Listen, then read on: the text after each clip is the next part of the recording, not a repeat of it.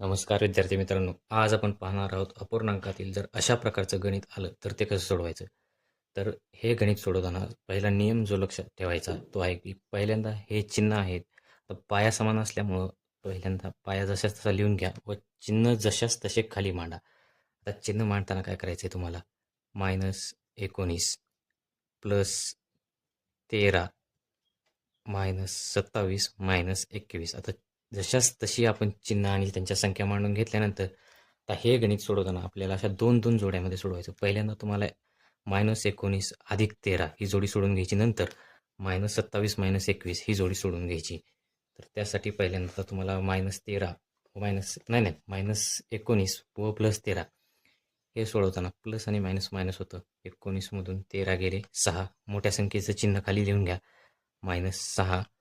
आता पुढची जी जोडी आहे मायनस मायनस प्लस होतं. 27 + 21 हे काय होईल 48 व चिन्ह मोठ्या संख्येचं -48. पाया 2 जशाला तसा घ्या.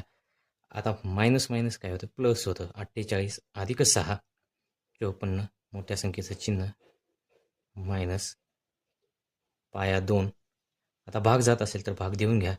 बेक बे आणि 27 54.